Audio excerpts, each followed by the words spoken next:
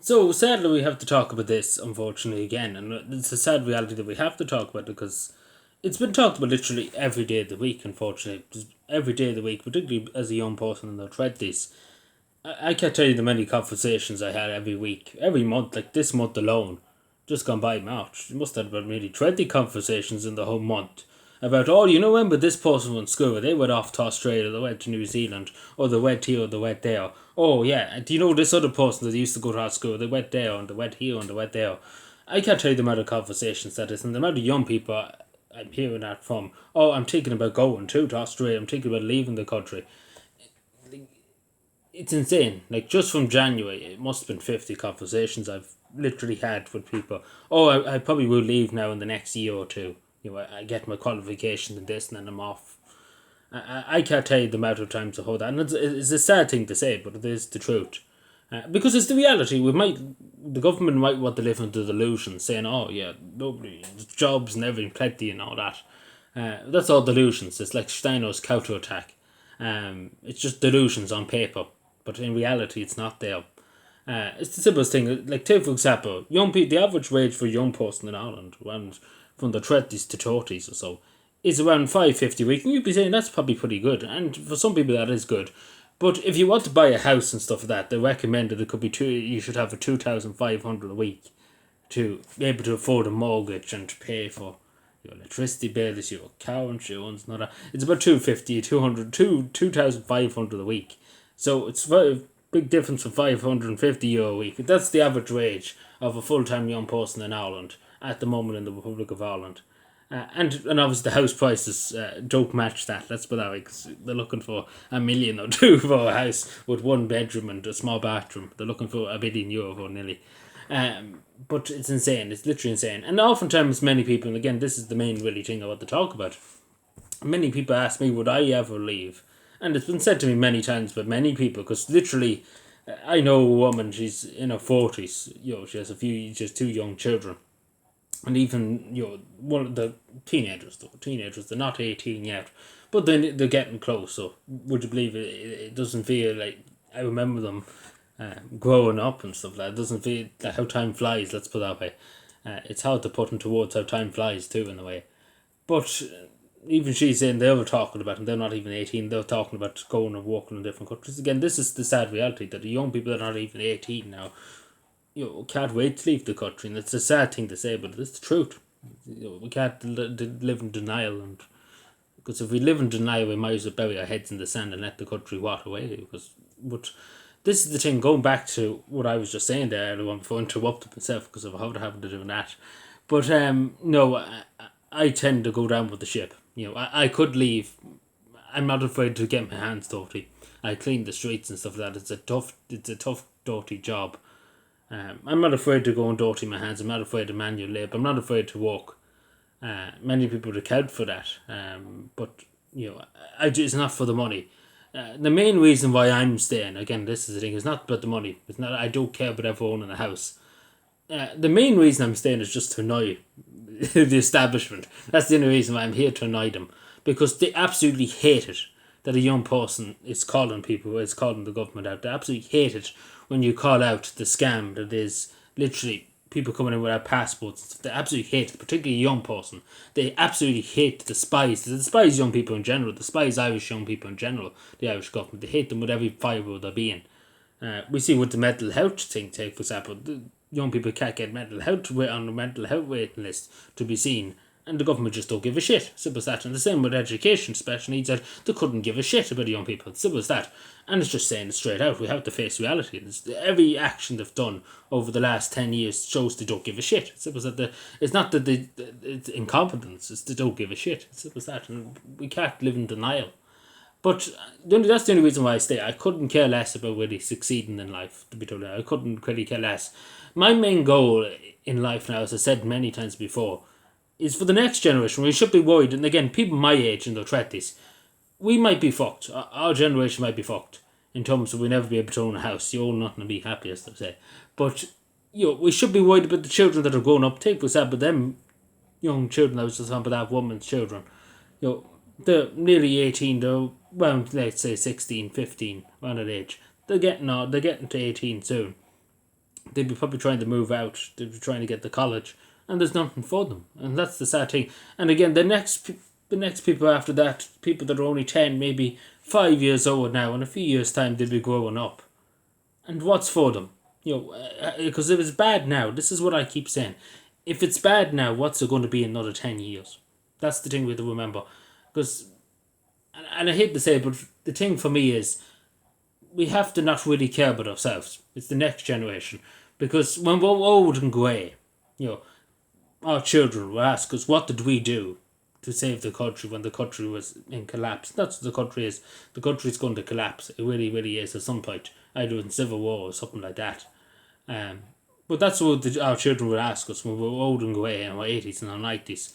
What did we do to stop all the Irish people leaving the country? What did we do? And we have to say that we did something. That we tried our best. That we done our duty. To our young people, not to ourselves, but to our young people that are not even born yet. And that's the people we have to fight when. We have to fight every day, and I'm determined to do that. And to stay here and fight. I'm not afraid to, again, many people are afraid to speak out to know many young people that are absolutely terrified. They're afraid to lose their job, they're afraid to lose everything. But I'm way past that. I'm way past about giving a shit. About opinions and stuff, like what people say about opinions, and try to police opinions in terms of policing and stuff like that, and being a young person. It might hand you your job opportunities, but your freedom and your liberty and the next generation is more important. But in general, too, I was born here. I'm intending to stay here. Simple as that. So simple as that. I'm going to stay. Simple as that, as long as I can, unless the government forces me out. But again, that's what's happening at the moment. They're forcing young people out. But I'm determined to stay. And as I say to people, I'm never. I thought about it 2 or 3 times, but no, I wouldn't go, because it's not to do with the money. It's not that I don't care. It's not I just don't care about the money. I'm happy enough where I am. As I say, I don't really care about owning property and stuff. I just don't care. It's more that I'm worried about. I want people who want to own it, because again, people should have the ability. If they want to own it, they should be able to. Simple as that. It's impossible for a young person out here to own their house before they're 90, before they're 102. And it's a sad reality. It's the sad truth, but it's the truth. And I think we need more of a discussion in society, because the way it's going in society now, and again, this is a huge thing. We could talk for hours about this. But the only voice we hear is the media saying, oh, the government is doing this and the government's doing that and this and that. And they're doing fuck all. Let's put it that way. Excuse my language, but that's really what it is. OTA blabbering every day of the week. You think Micheál Martin was building the houses himself, the way they're going on. Like, he's getting up every morning at 5 o'clock in the morning and building houses out all day, every day.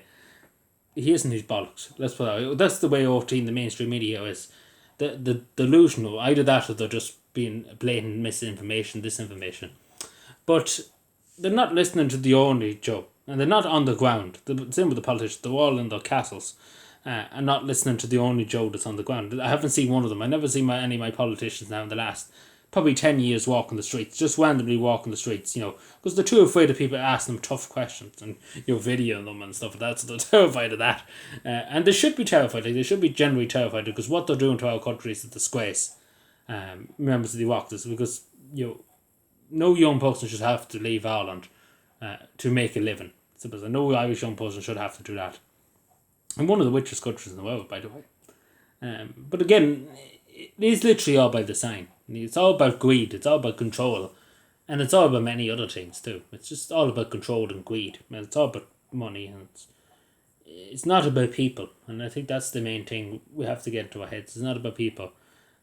It's all about just control and greed, and that's the devil in disguise, really. Money is the good of all evil. That's the sad reality too, that it is all just greed, and it's all corruption. It's all control, and it's a sad thing, because I do feel for young people. I know so many young people that have left and stuff like that, and they have families, they have people, their fathers, their mothers, their friends, they grew up in communities and stuff like that, and to have to leave. Like, again, and none of them are leaving on their own choice. They have to go. There's no jobs. There's nothing for them to pay the bills. Why would you go and bust yourself for 550 a week. Work 40 hours, maybe more, just to never own your own house, to be paying back a mortgage until you're 90, maybe even more, to your dead and buried in the grave, and to take everything off you then again. And that's the sad reality. And I suppose it's opportunities in other countries. Because over here now, it all goes by who you are. That's what it is. It's the same as years ago. It's who you are. It's not what you know. It's who you are. Your political affiliations. That's what it is. That's society in Ireland nowadays, unfortunately. That's still the case. It doesn't matter what you know. It's who you know. That's the thing. And it's what you say and what you do. That's the main thing. But yeah, as I say, and again, I all started this, but it's a conversation that I'm having literally every week, few times a week. As I say, God knows how many times a week every year. Like it's a sad thing to say, but only people that are my age, in their 20s, some of them even in the 30s, type of stuff, would understand, because people talk of us and people say, oh, such a person needs to go to our school, such a person that from the village went here and is going to Australia to get a job, and such a person's doing this. Yourself, you hear it all the time in your villages and your towns. But it's a sad thing to say that it's so much of that. Like literally, the majority of the conversation nowadays is that. I was just talking to a woman too. Just the last thing I say before I go. I was talking to a woman. She has a farm. She's basically a farmer's wife. And she was looking for a farmhand, pretty much, to clean up and do different things.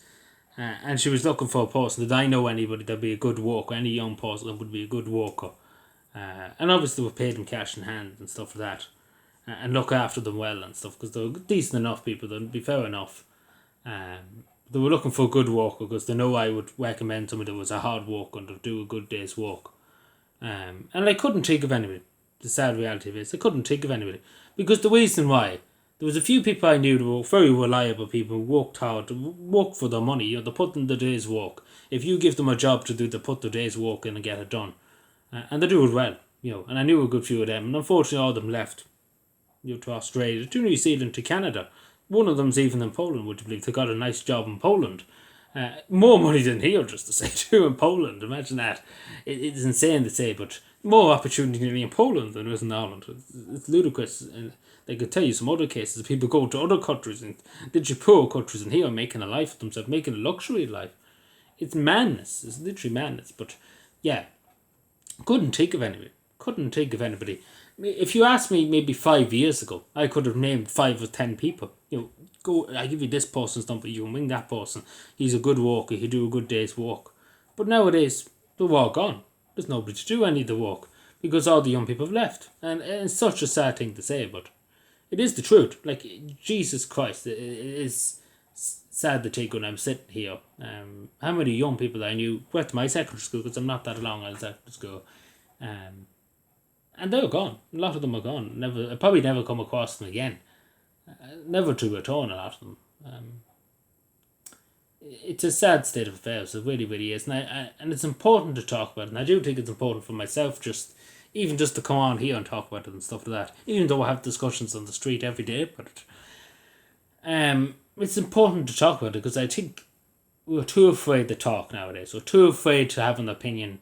We're too afraid to speak out. We're too afraid to have our voice be heard. But the government and the state and the society itself relies on people nowadays to be too fearful to speak out, that you could lose everything because you spoke out and you said a certain thing the establishment agree with. But not to be afraid. I think that's the main thing, because at the end of the day, living in fear is not a way to live. You might as well live in the sand if you want to live in fear the rest of your life, because there's nothing really they can do to you to make you feel. The only thing we have to feel is when we get to our 90s and 80s, when our children come to us and say, what did we do? I think that's the main thing we have to feel. And we have to say to them, to our children, when they come to us and say, Dad, the country is a mess. It's worse than what it was 10, 15, 20 years ago, 30 years ago, 40, 50 years ago. At least we can look them in the eye and say we tried our best. And I think that's the main thing to feel. that at least we tried our best when the time was here. Thank you.